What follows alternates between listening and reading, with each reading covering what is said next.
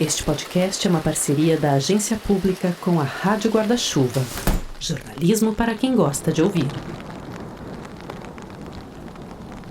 O Brasil é um complexo quebra-cabeças com muitas peças faltando, mas com algumas imagens que nos ajudariam a criar um grande retrato. Uma delas aconteceu em outubro de 2018, no dia 7, domingo do primeiro turno das eleições. Começaram a circular fotos e vídeos de pessoas dentro da cabine eleitoral. Um desses vídeos é especialmente emblemático. Mostra um eleitor usando uma arma para digitar os números do seu candidato, Bolsonaro, e depois clicando em confirmar. Mas há outras imagens. A imagem de uma mãe segurando a roupa escolar ensanguentada do filho em mais uma desastrosa operação policial, o cortejo de Marielle Franco, o chão vermelho do Carandiru, imagens novas, antigas, repetitivas. Como diz a obra do poeta mineiro Ricardo Aleixo, a história se repete como farda. Com a segurança pública dentro da crise que tomou o país e depois de um 7 de setembro que não será esquecido tão cedo, convidamos a jornalista Cecília Oliveira para trazer reflexões sobre esse fogo cruzado onde nos metemos e que não sabemos quando termina. Agora, no Pauta Pública 25.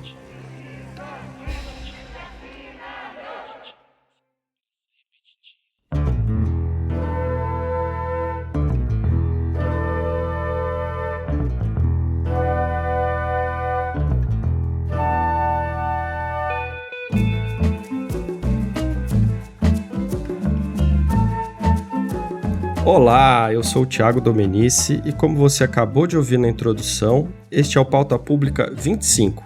E em todos esses programas eu tenho a honra de estar acompanhado da minha inestimável amiga Andréa Dipp. Olá, Dipp. Oi, Thiago. Oi, ouvintes. Já passaram por aqui 24 jornalistas que ajudaram a explicar o Brasil, mas a nossa 25ª é com uma pessoa que é especialista em uma das áreas mais representativas do estado do nosso país. Eu estou falando aqui da Cecília Oliveira, jornalista especializada na área de criminalidade e segurança pública.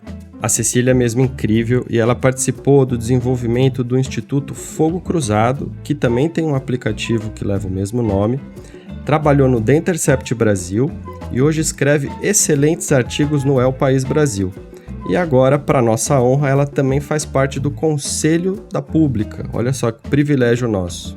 Um privilégio. A Cecília é quase uma testemunha ocular da escalada miliciana e militarizada do Brasil. Ela mesma diz que, na verdade, a segurança pública é uma pauta política e ela está coberta de razão, né?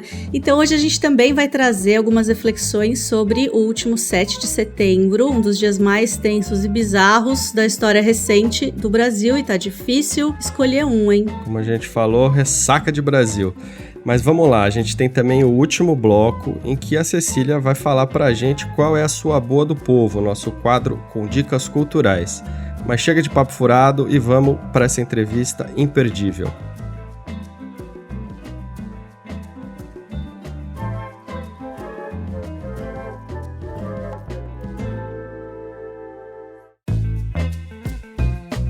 Bom, então, primeiro de tudo, bem-vinda, Cecília, obrigada por ter topado o convite. Como eu disse antes, a gente é fã, todos somos seus fãs, estamos felizes com você aqui. Obrigada, gente. Bom, vou fazer então a primeira pergunta, que eu acho que é inevitável, né? Que é como você avalia esse 7 de setembro, os discursos do Bolsonaro e principalmente essa incitação, né, dos seus seguidores, a violências contra as instituições, sobretudo o STF. Teve um artigo seu recente para O País que você fala, lembra, né, sobre o advogado de Santa Catarina que foi para Brasília armado para atacar o STF, para protestar contra o que ele dizia ser uma ditadura do judiciário e mostrar ruptura institucional, que é exatamente, enfim, o que o Bolsonaro vem repetindo e falando nos seus discursos, né? Então, queria que você falasse um pouco sobre isso e sobre como também esses discursos do Bolsonaro, se você acha que eles legitimam essas violências para além de estar ali cometendo uma série de crimes, né? Primeiro, muito obrigada pelo convite. É massa estar aqui com vocês, é massa agora fazer parte aí do Clube Pública. Então, obrigada aí pelo convite. Esse 7 de setembro, ele foi ainda mais simbólico que os outros que a gente teve aí na gestão Bolsonaro, porque ele fez o que ele vem fazendo sempre, né? Desde então, que é esticando essa interminável corda, sempre dobrando as apostas, e dessa vez foi bastante direto, né? Ele, inclusive, nomeou o ministro Alexandre de Moraes. Então, assim, ele saiu daquela esfera de as instituições, o Supremo, e agora ele vem sendo bem direto. E isso nos mostra duas coisas, né? Mostra tanto que, por um lado, ele de fato parece estar acuado, parece se sentir acuado e precisa trucar, né, o Supremo, e com isso dá munição para sua base de fãs mais cegos, que estão ali mais distantes de qualquer tipo de questionamento. Os que são, como a gente diz aqui no Rio, os que são 100% fechamento, não importa o que ele faça, o que ele diga. Mas isso nos mostra também que, do ponto de vista analítico, né, da política mesmo, a gente vê que está ali bem próximo do fim da linha. Porque a gente vê, inclusive, ontem houve movimentação de partidos, né, que se posicionaram mais duramente do tipo, olha, a gente realmente vai precisar rever coisas. O que eles já deviam ter feito muito antes, né? Sejamos francos aqui. Mas mostra que o Bolsonaro está ainda mais acuado. Mesmo a gente vendo ele estando acuado, como eu mencionei, ele vai aumentando o tom das críticas para poder chamar o pessoal pro vamos ver, eu quero fazer coisas, mas eu não consigo, eu preciso do apoio de vocês. O que a gente vê é que isso ecoa no modo como essa turba se porta. Então, a gente viu o quanto eles foram para cima dos prédios em Brasília, né? E passado ontem, a gente viu isso acontecer. Hoje aqui, para quem ouvir depois, já estamos aqui no dia seguinte ao 7 de setembro, gravando esse podcast. Então, houve também essa invasão ao Ministério da Saúde. Analisando o discurso, é possível encontrar eco entre o que o Bolsonaro fala e o que a turba fandom fala e como ela se porta, que foi o caso de um advogado de Santa Catarina que no ano passado colocou em prática essas palavras que não foram ao vento. O Luiz Antônio Jurkewicz, ele saiu de Santa Catarina armado para atacar o STF e ele foi parado em Goiás, assim, meio que sem querer, porque ele começou a andar pelas ruas com uma espingarda e alguém ligou para o Disque Denúncia e disse, tem um maluco andando com uma espingarda aqui, o que é isso? E aí ele foi abordado pela polícia, que viu o cara, ele tem a posse legal de arma, mas ele não tem porte, então ele poderia ter a arma em casa, mas ele não poderia viajar com essa arma, ficar com essa arma aí na rua.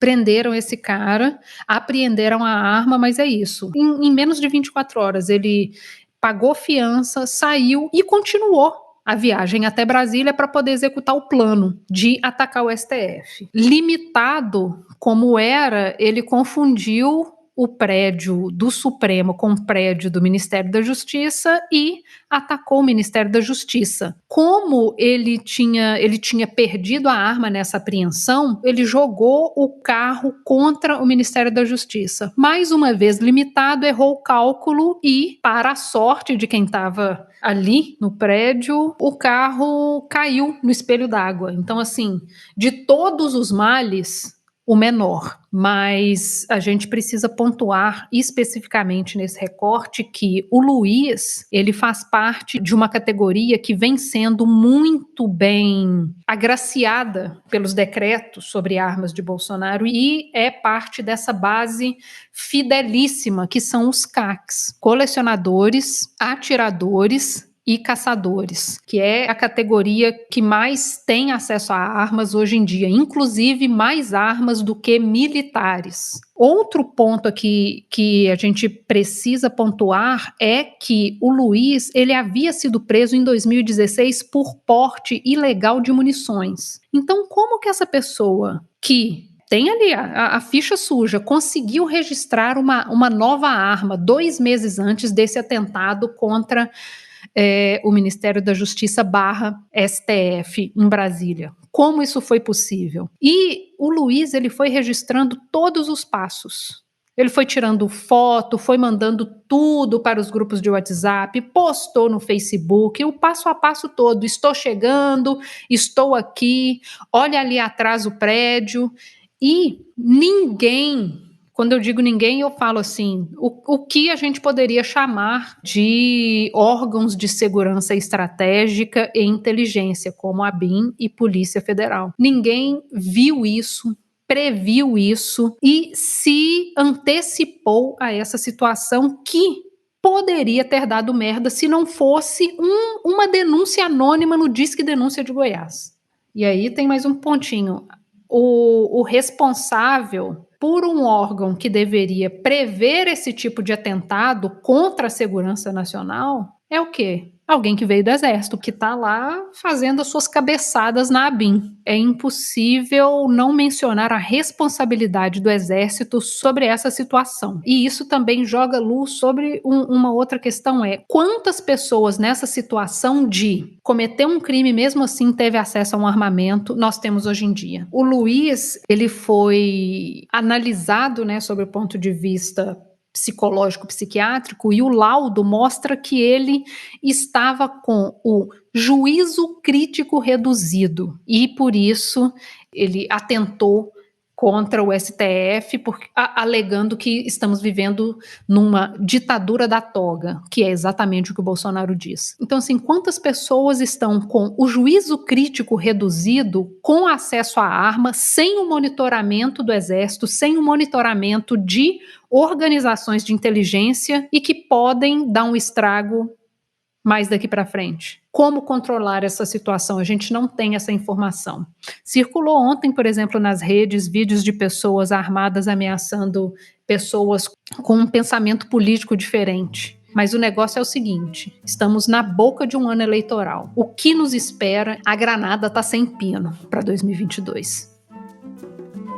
Cecília, uma questão que eu queria trazer para você, que eu queria muito te ouvir a respeito, é sobre as polícias militares, e a sua adesão ao bolsonarismo, enfim. Muito se falou, nesse 7 de setembro, das caravanas de policiais que iriam a Paisana participar do evento. E aí eu queria te ouvir não só sobre se flopou a participação dos militares no 7 de setembro, mas, de um modo mais geral, como você tem visto essa questão, das polícias militares se associarem ao bolsonarismo. A gente teve o caso do Recife, que teve aquela ação da PM, a gente teve os casos aqui de São Paulo, das manifestações de policiais. Enfim, como é que você tem visto essa atuação da Polícia Militar?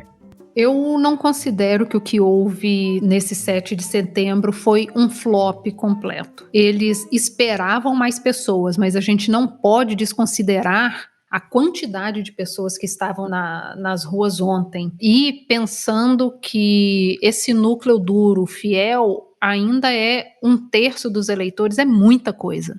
É muita coisa. Vem reduzindo, mas não dá para desconsiderar esse volume. E esse volume encontra eco dentro das instituições policiais, militares ou não, E aí a gente pode, inclusive, ampliar esse espectro para militares do Exército, polícias militares, polícia civil, bombeiros militares, a gente tem as guardas municipais, a gente tem os agentes penitenciários. Então, assim, essa categoria de agentes públicos de segurança, ela é muito numerosa e muito articulada. E o Bolsonaro, ele vem se movimentando para poder dar a essa categoria esperanças, muitas delas vazias, inclusive, mas é uma categoria e é um secto de seguidores que se apega muito a palavras. Então, assim, ele pode não executar as coisas, mas ele disse que vai fazer, tá valendo,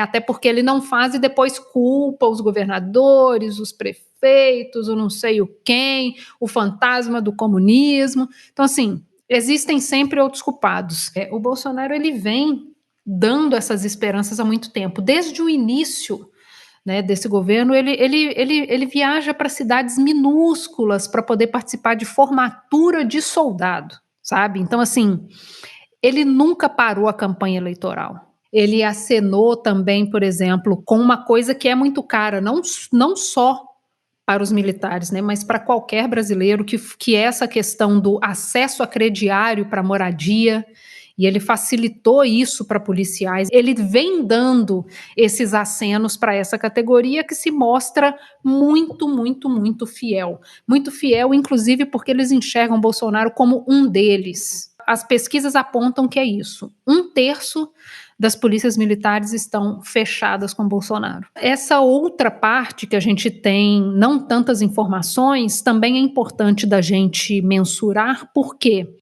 Porque existem esses policiais que eles ficam em cima do muro, porque também não podem se manifestar contrariamente, e a gente viu, né, existem policiais e militares sendo presos por crimes de opinião, mas aí só conta, né, quando fala contra o Bolsonaro. Então, se você tá fazendo uma tatuagem na testa sobre Bolsonaro, não é manifestação política. Se você fala, eu discordo, tá preso.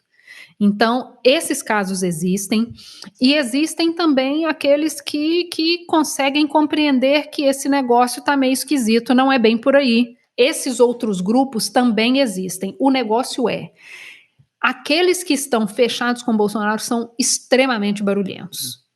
Então, eles não só apenas assim ganham mais publicidade, ganham mais espaço, mas eles inclusive intimidam aqueles que não se posicionam ou que se posicionam contrariamente. Então, assim, é um cabo de guerra muito desproporcional.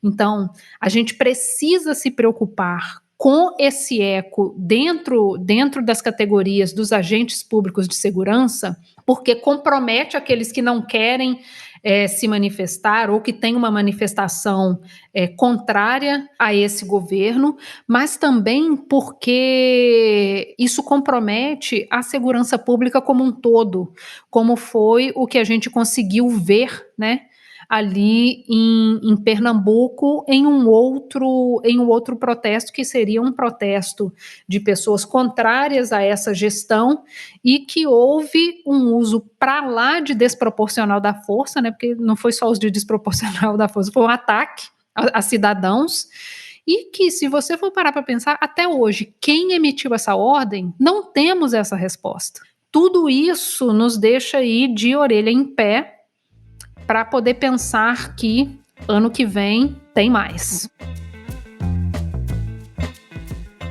O Bruno Fonseca, nosso editor na Agência Pública, me pediu para te perguntar como você vê essas delações da viúva do Adriano e o barulho que tem se feito a respeito disso. Você acha que é coisa séria? O que você acha que pode dar essa história? Vamos começar com: delação é um problema. Delação é o jornalismo declaratório do mundo jurídico. Então, assim, são palavras ao vento. O negócio é: eu disse que o Tiago roubou minha caneta. Aí sai, inclusive nas manchetes do jornal, Tiago roubou minha caneta.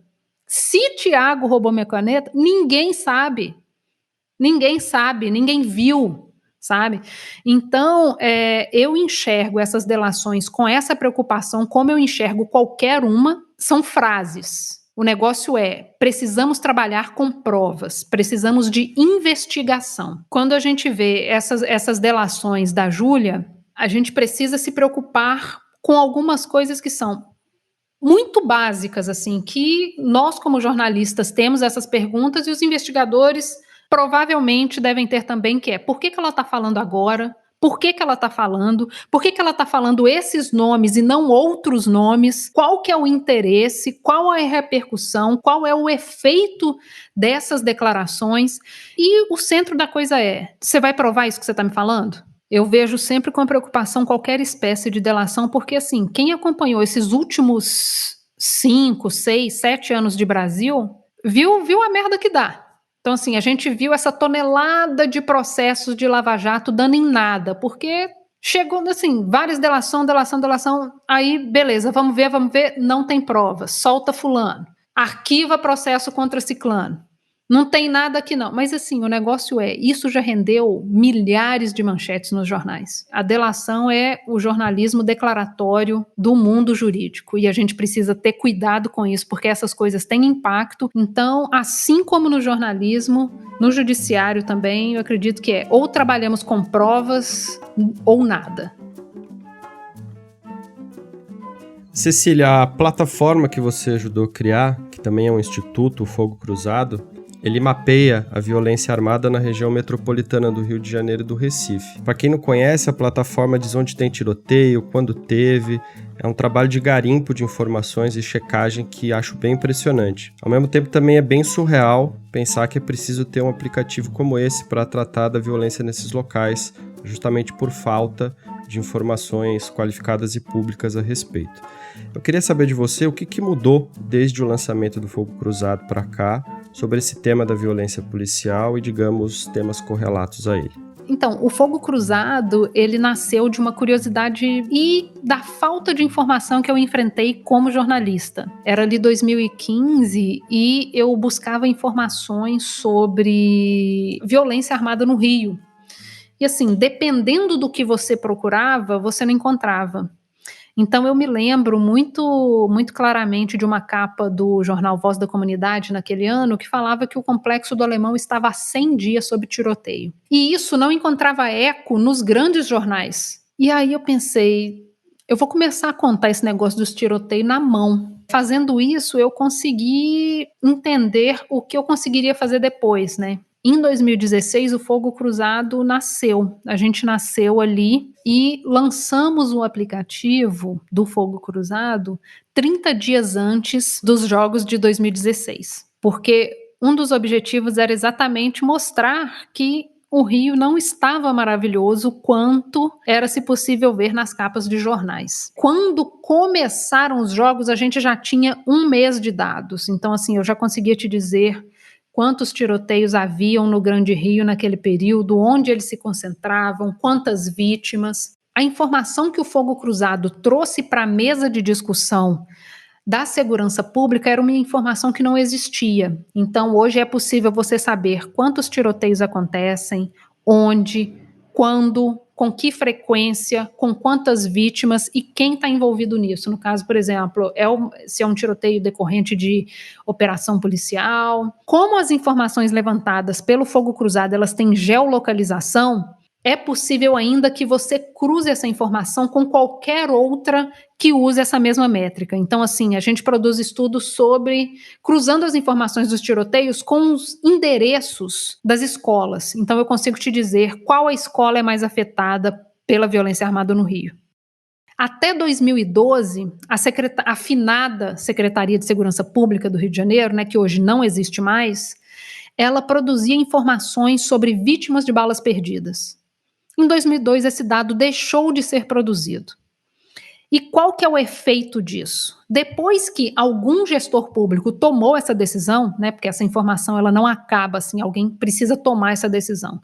Depois dessa decisão, todos aqueles levantamentos, matérias jornalísticas sobre esse ano 50 pessoas foram vítimas de bala perdida no Rio. Olha, os moradores lá da Praça Seca, na Zona Oeste, são mais suscetíveis de serem vítimas de bala perdida. Essas informações se perderam. Esse problema, entre aspas, acabou. Então, tudo o que aconteceu dali para frente sobre vítimas de bala perdida eram casos isolados, eram exceções. E hoje eu posso te dizer categoricamente que a gente tem 100 vítimas de balas perdidas por ano. Ou seja, não existe 100 exceções. E aí, quando você me pergunta sobre quais os efeitos práticos do trabalho do Fogo Cruzado, eu posso te dar essa informação, né? Como eu mencionei agora esse caso, que são os casos práticos de fomentar o trabalho da imprensa, um trabalho que tinha sido dificultado pelos gestores públicos. A gente tem alguns efeitos práticos também. Por exemplo, quando a Ágata foi baleada no Complexo do Alemão, anos atrás, a gente imediatamente publicou essa informação e publicou informação que tinha um agente público de segurança envolvido nisso, apesar de todas as negativas das autoridades públicas, né?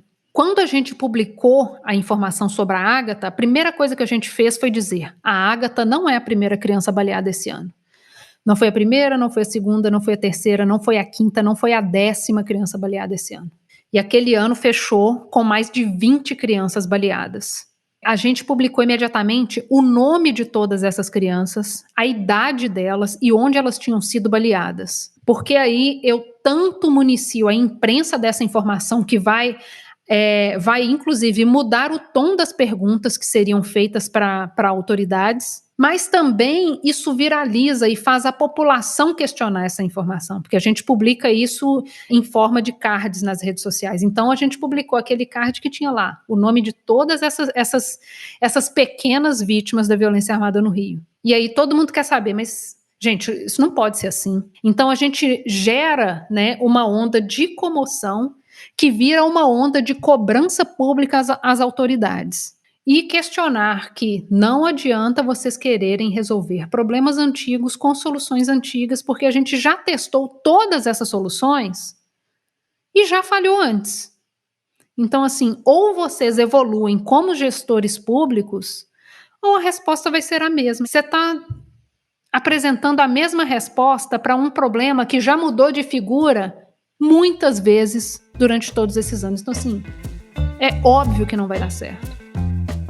Cecília, muito, muito obrigada. A gente tinha mais um monte de perguntas para fazer. Você vai ter que voltar para uma segunda edição do Pauta Pública para a gente poder fazer uma segunda versão dessa conversa. Mas te agradecer muito e te convidar para ficar para a nossa Boa do Povo. E o podcast Afluente, que traz histórias da Amazônia, tem como tema do seu 13º episódio a Guerra Infinita pela Terra.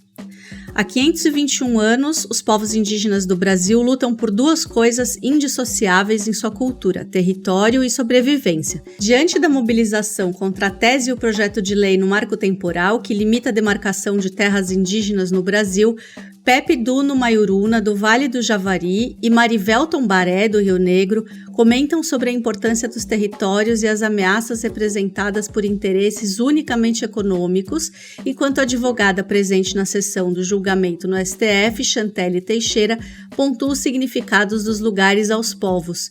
Ouve lá essa pauta urgente no Afluente.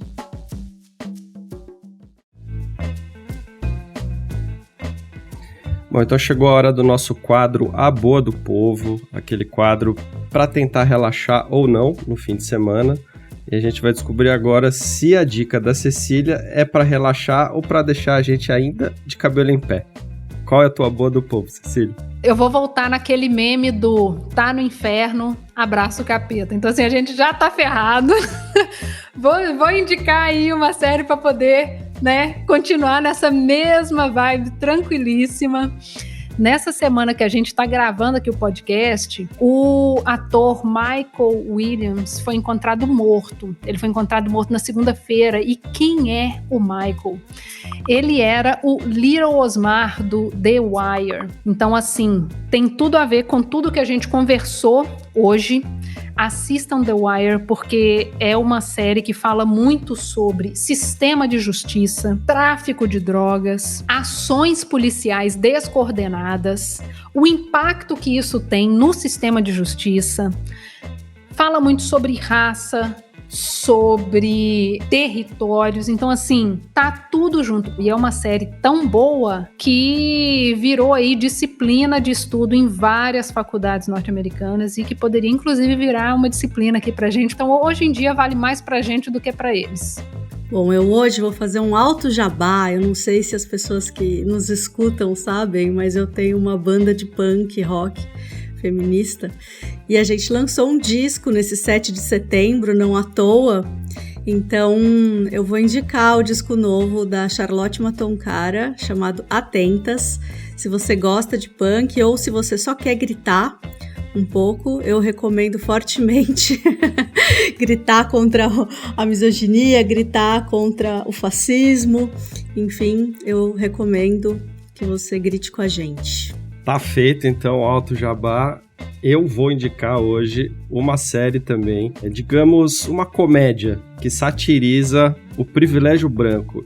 Olha, é uma série fantástica da HBO Max, chama The White Lotus. O suco da série é o seguinte, ela retrata as férias de personagens ricos, brancos e bem afetados que vão se hospedar num hotel 5 estrelas no Havaí, lá nos Estados Unidos. O roteiro é muito bom, ela tem uma picardia, digamos assim, uma ironia fina, vale bem a pena. Pelo que eu andei olhando aí, é uma série que está tendo boas críticas, então assista e depois mande aqui a sua cartinha dizendo se a minha dica foi boa ou não. Essa é a minha boa do povo. Cecília, muito obrigada, foi ótimo ter você aqui com a gente. Eu que agradeço, gente, agradeço o convite e me desculpo aí já por trazer esse assunto tão leve no meio de um momento tão maravilhoso do nosso país. Até uma próxima. Momento Cartinha Pública.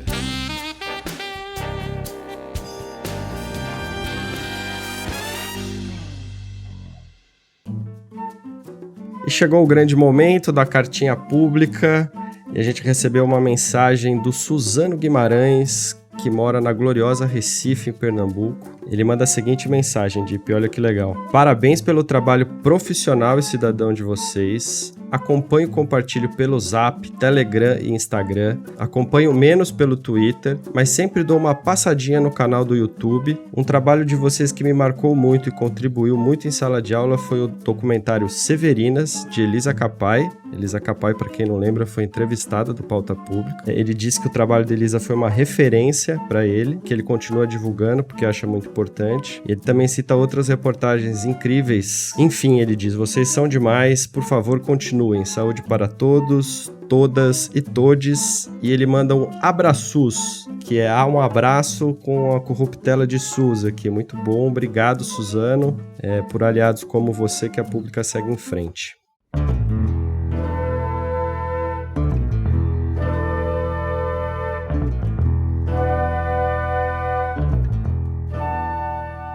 E chega ao fim mais um Pauta Pública. No nosso próximo episódio, a gente vai completar 1 ano e vocês não podem perder o nosso episódio especial. Para não perder nada, segue o podcast na sua plataforma favorita, não é isso, Thiago?